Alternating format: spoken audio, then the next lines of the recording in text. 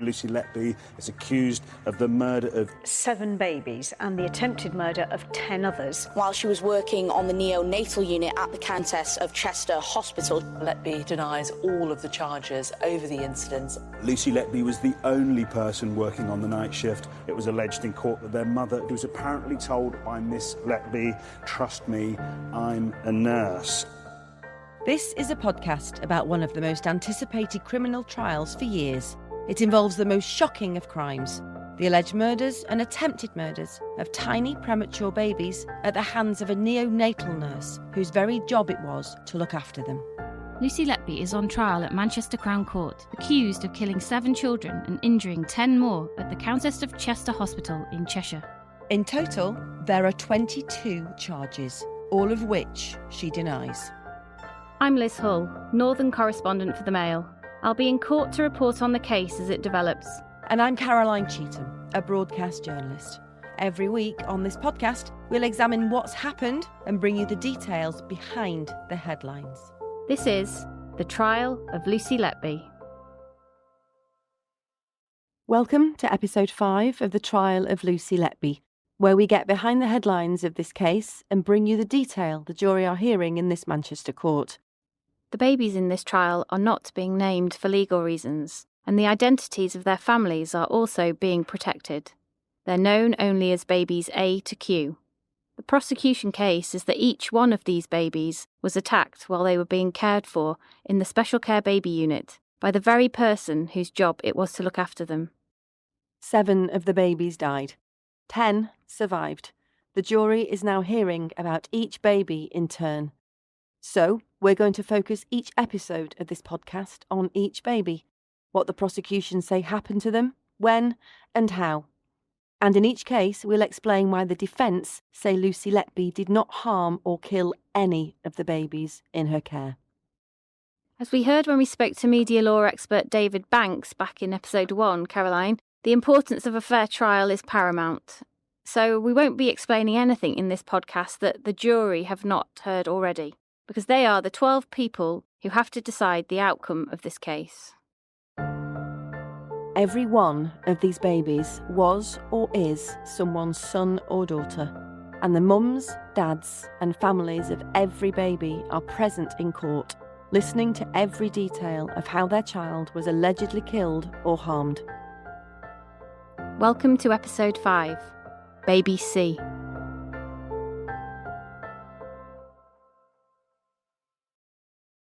Baby C was tiny.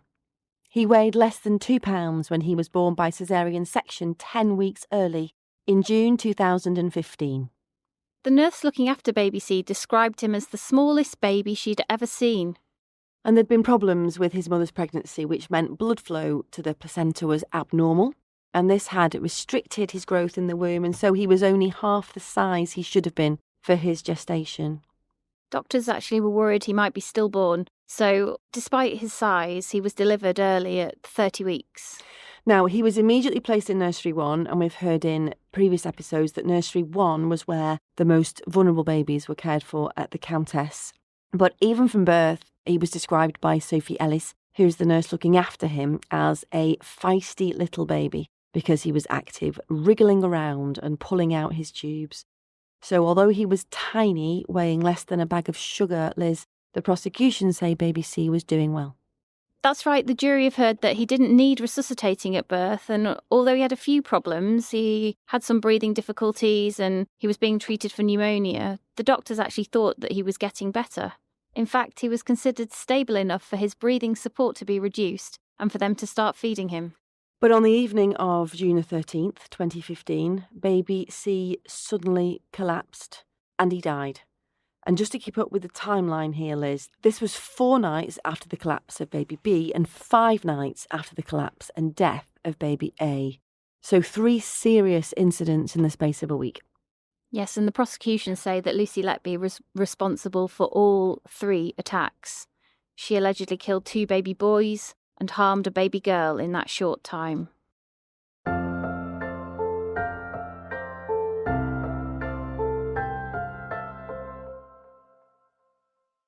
So, Liz, take us back to the hours after Baby C was born.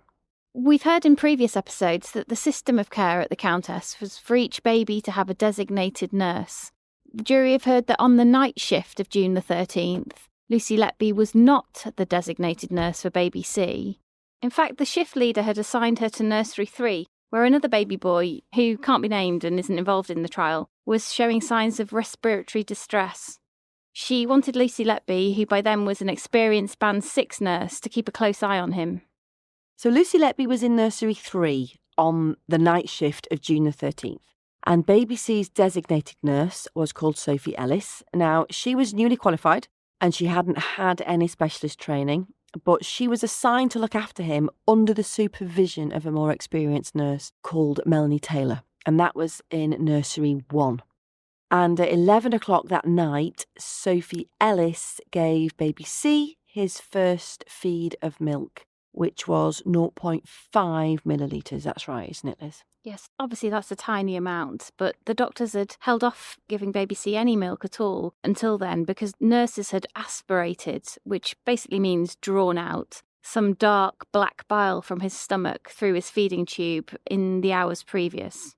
So they weren't unduly concerned, but they had decided to keep an eye on him and feed him intravenously rather than giving him milk straight away.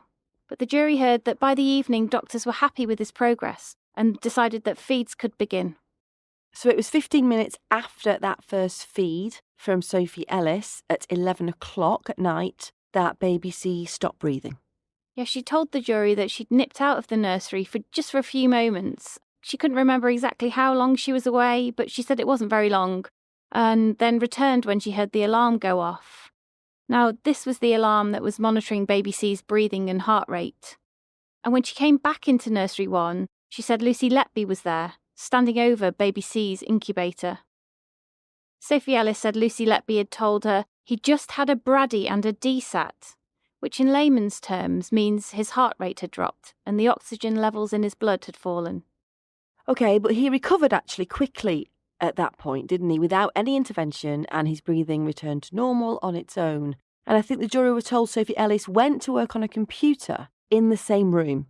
It was in nursery 1, opposite baby C's cot. Now, Liz, could she see him? No, Sophie Ellis said that she had her back to baby C's cot, but then 15 minutes later, he collapsed again. She turned away from the computer to attend to baby C, and she said she saw Lucy Letby at his cot side again.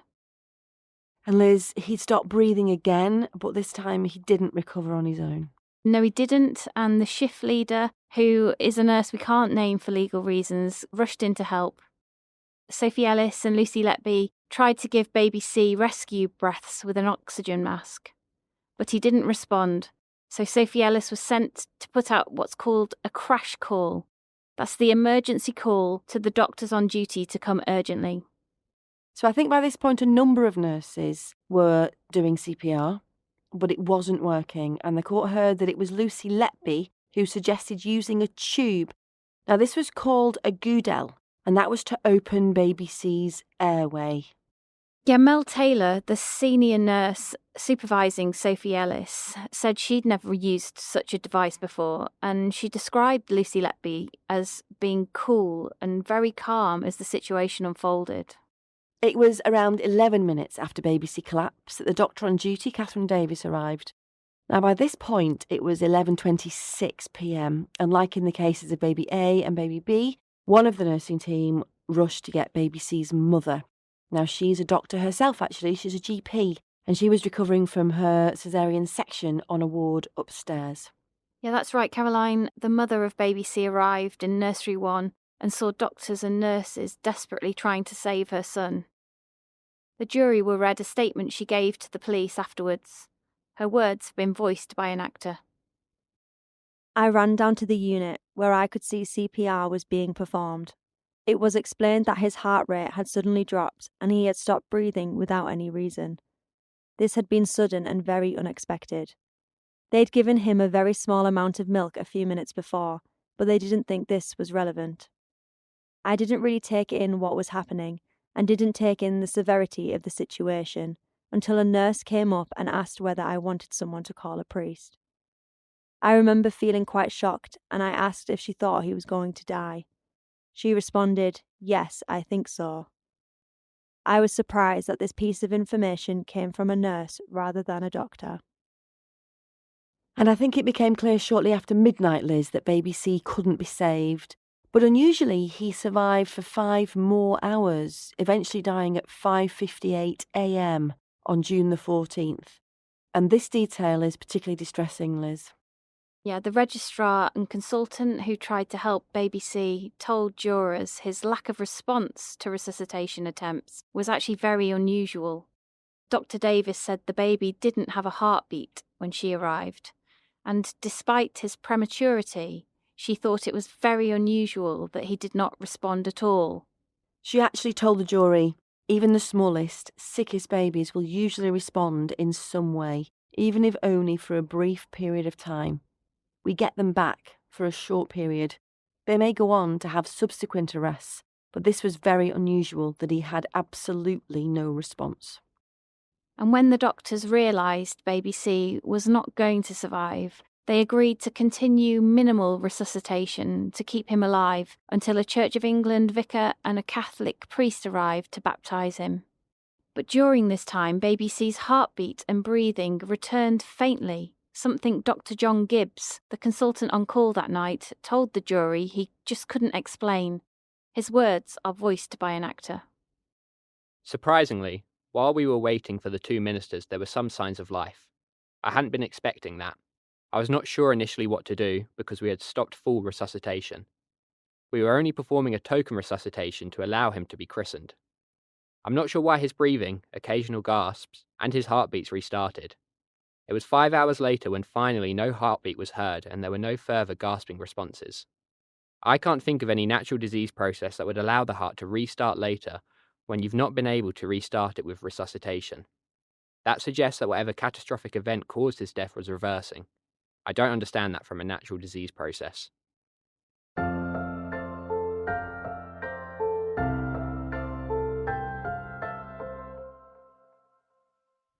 So the jury have heard, Liz, that after it became apparent that he wasn't going to survive, it was a number of hours before baby C actually died. And I think the jury have heard that Lucy Letby had to be told to leave the parents of baby C alone as they were saying goodbye to their son and to focus on her designated baby in nursery 3.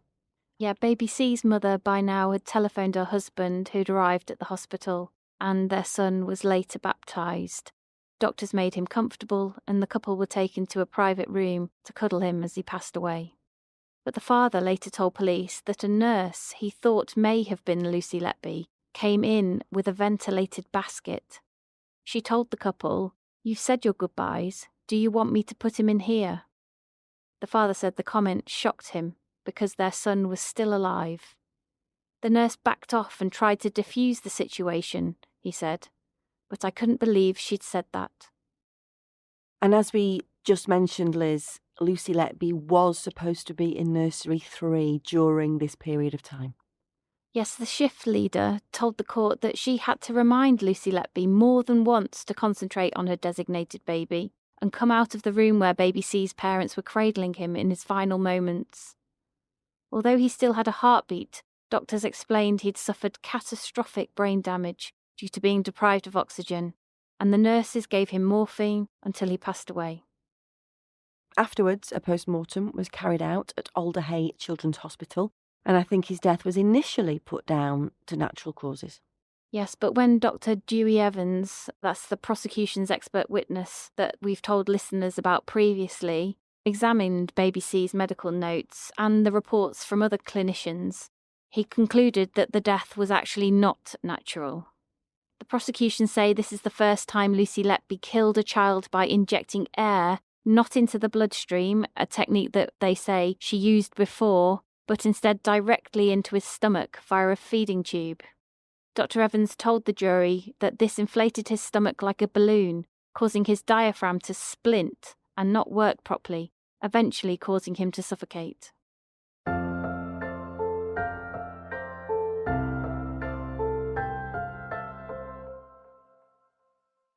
Shortly after baby C died, Lucy Letby finished her night shift, and minutes after she went off duty around 8 a.m, She was messaging her colleagues again.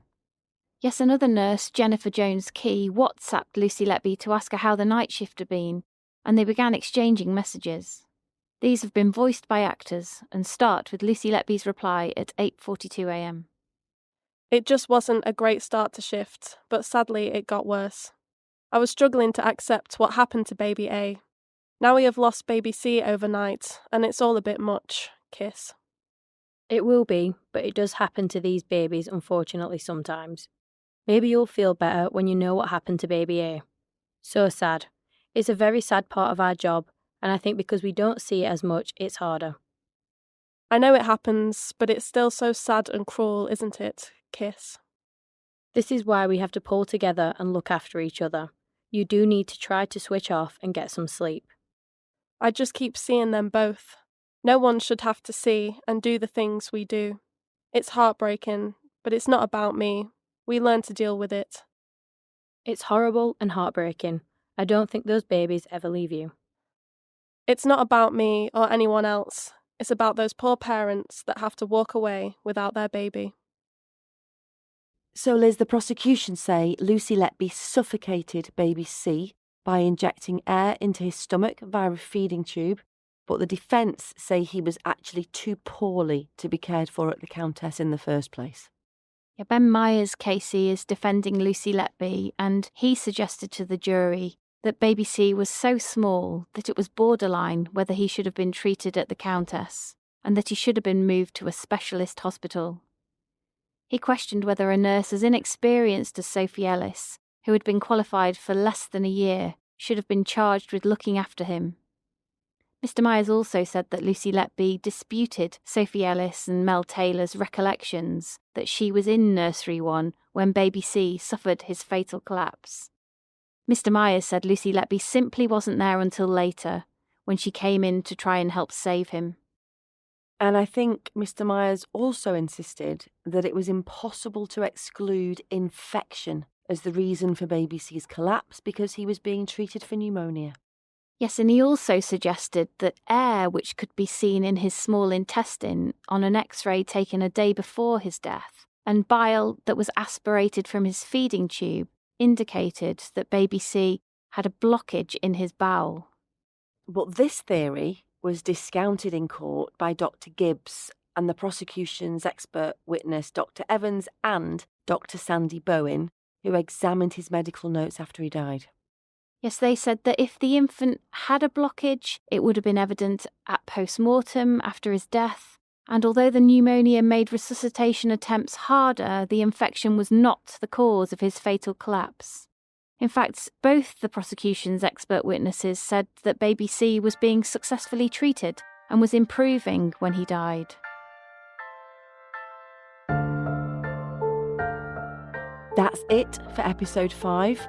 Next week, we'll focus on baby D. She's the only baby in this case who was not born prematurely. She was in the neonatal unit with an infection. Baby D was allegedly murdered by Lucy Letby by having air injected into her bloodstream 8 days after baby C. Her mother is the first parent to give live witness evidence in the case. Hope you can join us. In the meantime, Liz will be in court all week. You can follow her daily reports in the Mail and on Mail Plus.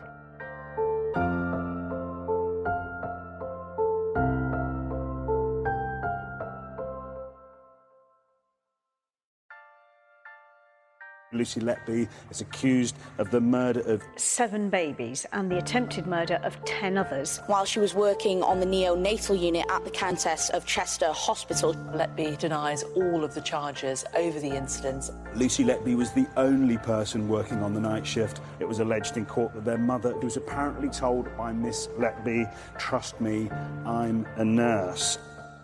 This is a podcast about one of the most anticipated criminal trials for years. It involves the most shocking of crimes, the alleged murders and attempted murders of tiny premature babies at the hands of a neonatal nurse whose very job it was to look after them. Lucy Letby is on trial at Manchester Crown Court, accused of killing 7 children and injuring 10 more at the Countess of Chester Hospital in Cheshire. In total, there are 22 charges, all of which she denies. I'm Liz Hull, Northern correspondent for the Mail. I'll be in court to report on the case as it develops. And I'm Caroline Cheetham, a broadcast journalist. Every week on this podcast, we'll examine what's happened and bring you the details behind the headlines. This is The Trial of Lucy Letby. Welcome to episode 6 of The Trial of Lucy Letby, where we get behind the headlines of this case and bring you the detail the jury are hearing in this Manchester court. The case against Lucy Letby is that she killed or harmed 17 babies while she was working as a neonatal nurse at the Countess of Chester Hospital in the northwest of England. She denies the charges. The babies in this trial are not being named for legal reasons, and the identities of their families are also being protected. They're known only as babies A to Q. The prosecution case is that each one of these babies was attacked when they were being cared for in the special care baby unit by the very person whose job it was to look after them.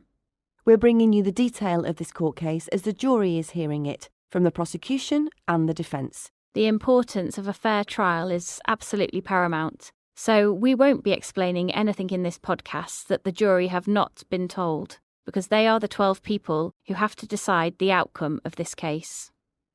Every one of these babies was or is someone's son or daughter, and the mums, dads and families of every baby are present in court, listening to every detail of how their child was allegedly killed or harmed. Some of the detail is distressing, and in this episode we'll outline testimony from the parents. Welcome to episode 6, Baby D.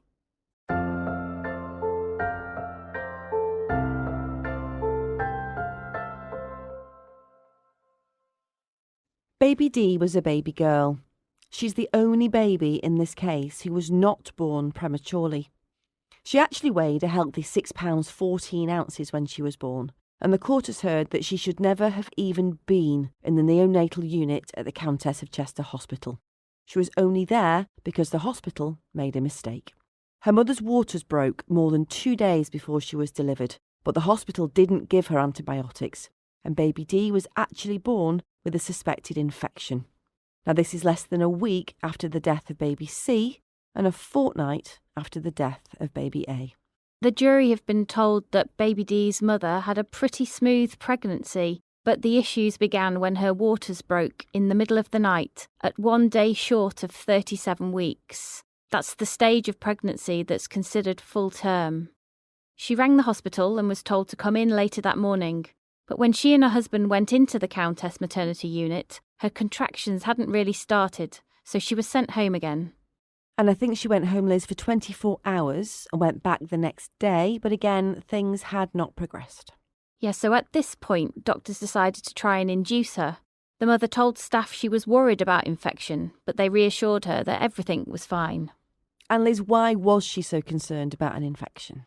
So once a mother's waters break, and doctors sometimes refer to this as the membranes going, there is a risk that the baby or the mother can pick up an infection if there's a delay in the baby being born. The court heard that baby D's mother should have been given antibiotics as a matter of course, because that was hospital protocol for a woman who went into labour before 37 weeks, or prematurely, which she technically did by 1 day. But these weren't given, and the jurors have been told that this was an error on the hospital's part. And it was actually 60 hours after those waters had broken that baby D was born. Doctors initially wanted her to have a natural delivery, but eventually they realised an emergency C-section was needed. And I think from the minute she was born, Mum was really quite worried. Yes, and she gave evidence in court and told the jury that although the doctors said baby D was in a good condition at birth, she just wasn't convinced. She said that when the doctor who delivered her daughter held her above the sheet in the operating theatre for her to see, she appeared not alive. She said she seemed lifeless. She didn't scream. There was no sound and everything was quiet in the room. They brought her to me, but very quickly took her back because they were concerned. It seemed a bit rushed. They took her back pretty quickly. And just 12 minutes after being delivered, the baby actually collapsed and went floppy in her father's arms. She needed a few rescue breaths of oxygen and she did recover. But Liz, her parents were really worried because she wasn't interested in feeding either, was she? Yeah, that's right. Her mother told the court that the baby was grey and limp and struggling to breathe. She was examined by a doctor who initially said he thought she was fine, but her mother pushed for a second opinion, and eventually, when she was a few hours old, baby D was admitted to the neonatal unit with breathing problems. And I think it was soon after that doctors told the parents that she needed to be intubated. Yeah, doctors were a bit concerned and explained to her parents that they needed to put a tube down her throat and put her on a ventilator so a machine could breathe for her. She was also given antibiotics because doctors suspected she might have sepsis, which is a serious infection. And I think her mum was, at this point, in quite a lot of pain after a caesarean section and a very long labour, and it was really difficult for her to even visit the baby. So the following day, Baby D's dad visited their daughter a few times on his own, and eventually his wife felt well enough to go and see her around 7 p.m. that evening. And at 7 o'clock that night, when the parents first visited together, this was the first time as well the prosecution say Baby D's mother remembers seeing Lucy Letby.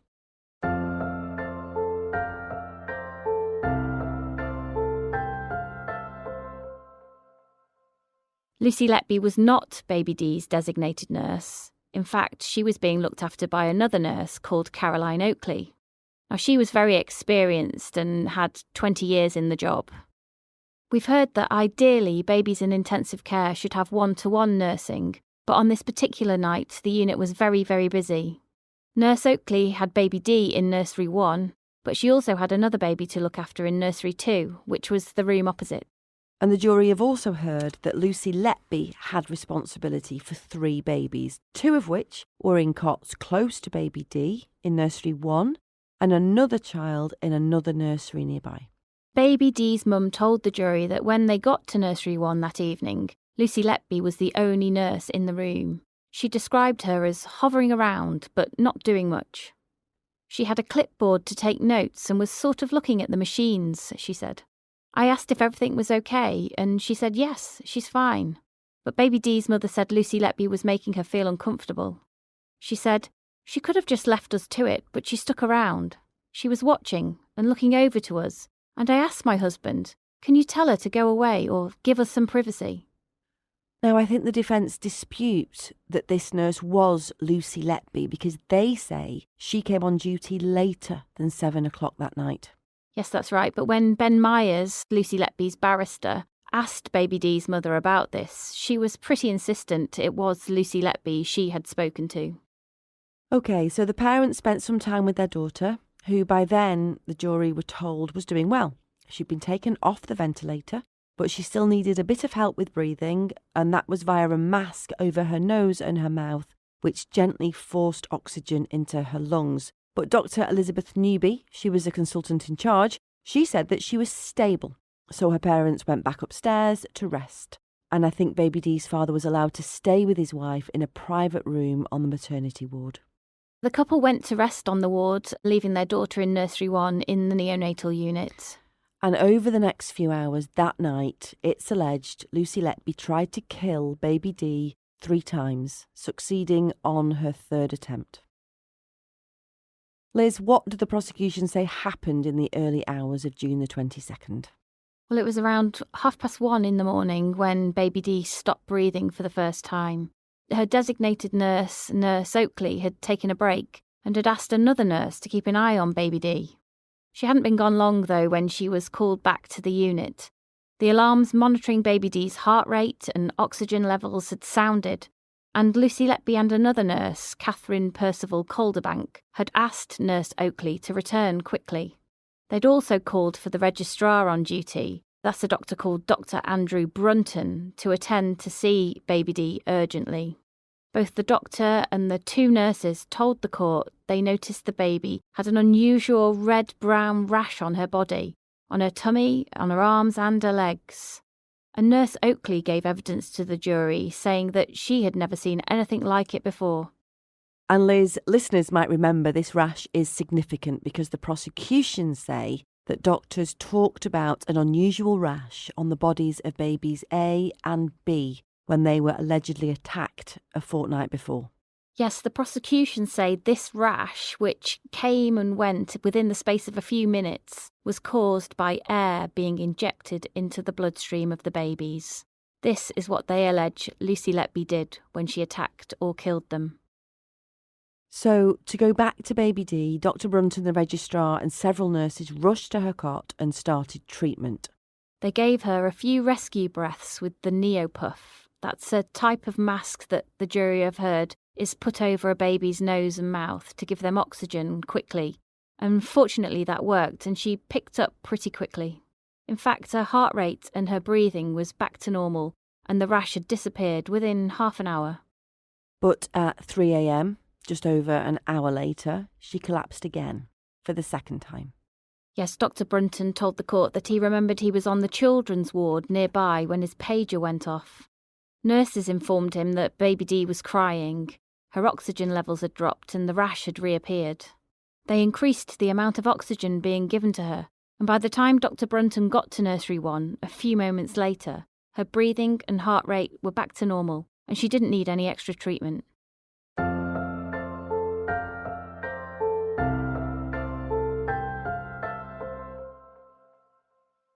So Liz, just to recap, baby D collapsed twice, at 1:30 and then at 3 a.m, but because she'd recovered, the parents weren't disturbed.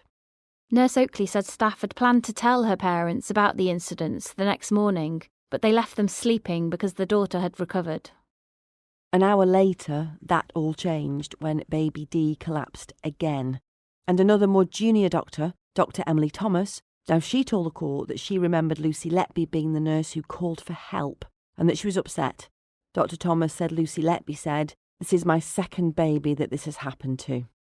Yes, and this time baby D didn't respond at all, Caroline.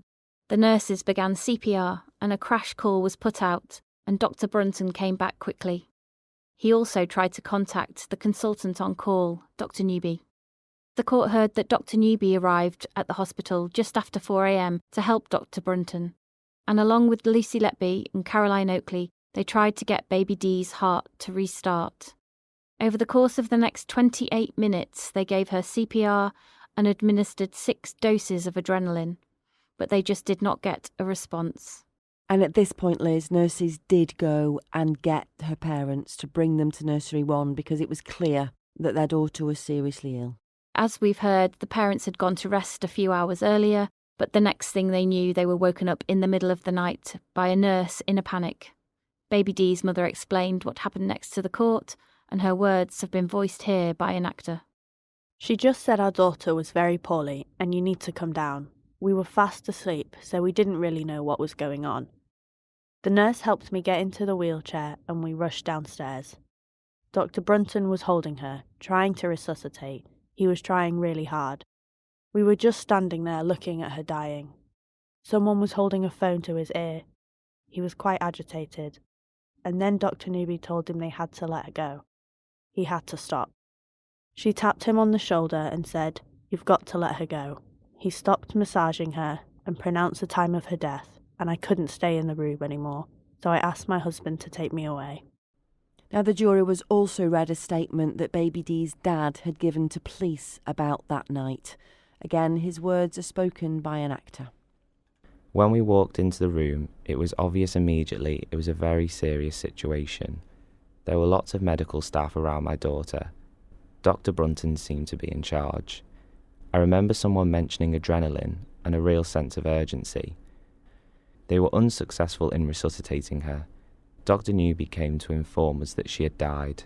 She said they had been trying to resuscitate her for 20 minutes. I think Dr. Newby had to tell Dr. Brunton to stop. Dr. Newby seemed shocked and upset. I couldn't tell you which staff were there when she was being resuscitated. I didn't want to look. I was never given the impression my daughter's condition was life-threatening, and it didn't even cross my mind that she was in danger of dying. When she died, we were just not prepared for it." And Liz, baby D was pronounced dead just before 4:30 in the morning on June the 22nd.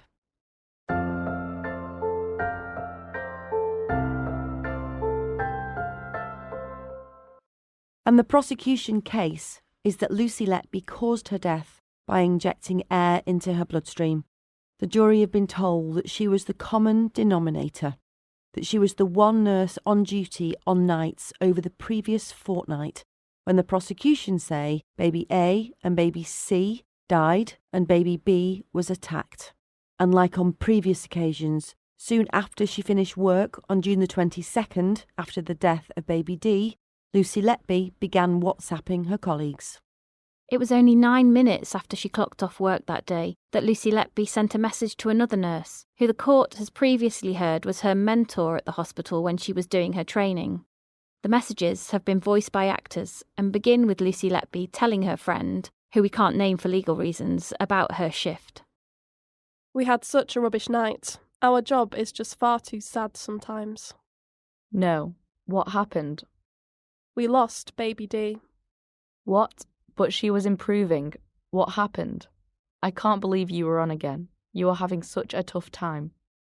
Messed about a couple of times and came out in this weird rash looking like overwhelming sepsis, then collapsed and had full resus.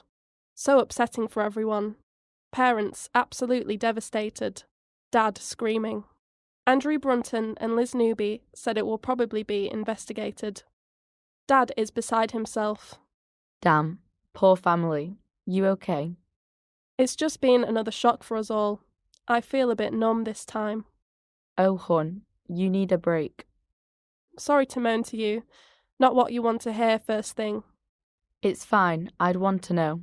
I was there when she came in. More importantly, I'm always here for you, and it's not moaning.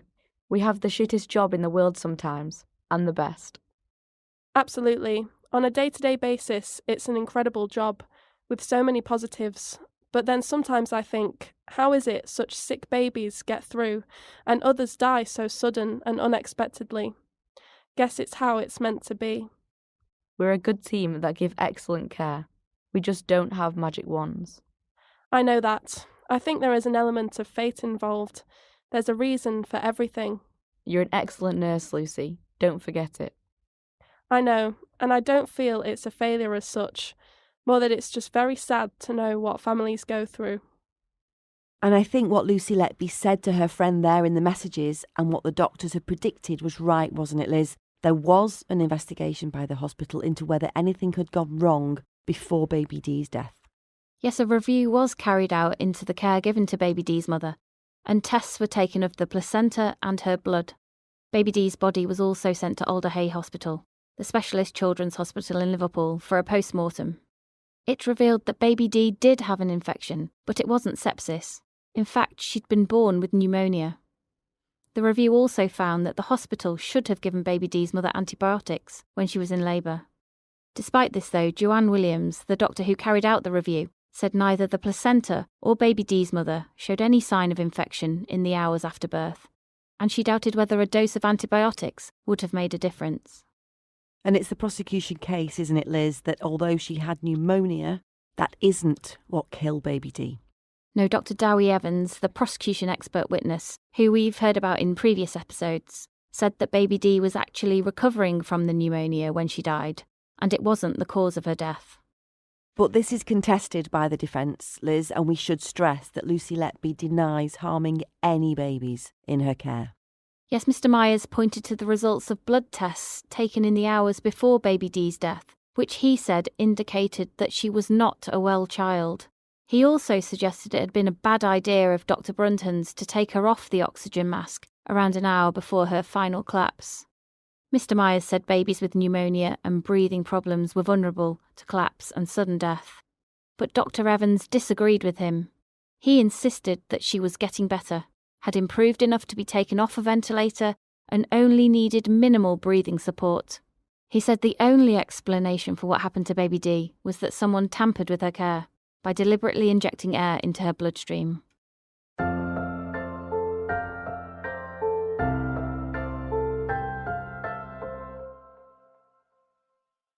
Liz, you've been in court for us again, sitting on the press benches, and someone else following the case closely is the court artist. Cameras are not routinely allowed in a courtroom.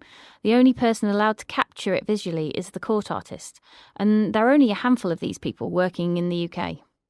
The one covering this case is called Julia Quensler. Now, Julia has covered trials across the world, and she was very kind and she took time away from her pastels to talk us through the job. Julia, I'm absolutely fascinated by your job. Tell me, when you were 16 and good at art in school, was this what you envisaged? You've hit the nail on the head. I dreamt from a very early age I wanted to be an artist. No one took me seriously. Oh, Julia, nobody makes a living as an artist. So I've never been to art school. I'm completely self-taught. So how do you go from wanting to be an artist to ending up in courtrooms up and down the country? Well, I went to live in America when I was just 21. Shortly after that, I started doing portraits of Native Americans. I had a studio and gallery in Southern California, and I used to see the courtroom drawings and thought it looked fascinating. So I contacted a local TV station, and they sent me on. They said, "Come on in, let's see what you can do. Draw some of us in the newsroom," which I did. And they sent me on a job the next day at court. Just explain a little bit about what you do, what you're allowed to do, what you're not allowed to do. You sit in the press bench, don't you, along with the journalists? I sit in the press bench with a shorthand notebook. It's contempt of court in this country to sketch in court. It's a law that's stood since 1925. So it's a combination of memorizing and written notes, because I don't want to keep my head down writing. I like to look at the person or people that I'm drawing. It's important to not only get hopefully a good resemblance, but also body language, demeanor, all of that adds to it. So what do you write down? If it's someone I've never seen before, obviously I'm writing down features, hair, clothing, but also the expression on the face. Many times after I've written the notes and memorized, I'll go off to, say, a press room and start drawing, and probably 85% just from memory rather than from the notes. The notes can be useful for certain things, especially if there's more than one defendant. The notes can be useful, but it's I'd say 85% from memory. And do you go all over the country, Julia? I mean, who have you sketched and where have you been? Oh, well, all over the country and abroad. I did the Lockerbie trial in Holland. I did a British a court-martial in Germany. Klaus Barbie in France. Carlos the Jackal in Paris. And do you do the High Court as well? So did you do the recent like Johnny Depp and Colleen Rooney trials? Yes, I did, yes, both of those. All right, okay. Wow. Yeah. So lots of celebrities you've drawn as well then, by default. Yes, over the years, I'm afraid, quite a few, yes. I mean, the Ken Dodd trial, that was in Liverpool. That was an interesting and at times a fun trial, if you will. With Ken Dodd, by the way, he had the wonderful George Carman. He was always great to draw, but also fabulous to listen to. So most memorable court visit and sketch? There were quite a lot, of course, but I think probably the trial that I'll frankly never get over was the James Bolger murder trial. Okay. That was a dreadful case, and heartbreaking, absolutely heartbreaking, and you can't erase something like that from your memory. And then the following year, back at the same court, for the Dr. Harold Shipman trial. Thank you so much. Thank you so much. Yeah. Now, we thought Julia's insights into the job of a court artist are so fascinating that we've decided to run the full interview with her as a special bonus episode. Check it out on Mail Plus. Next week, we'll hear about the death of baby E, a twin boy whose mother, the prosecution say, interrupted Lucy Letby when she was killing her son. She and her husband will be given evidence in person.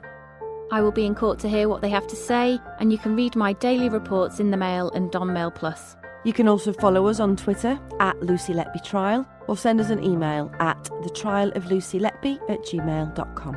And we'll both be back next week with episode 7. See you then.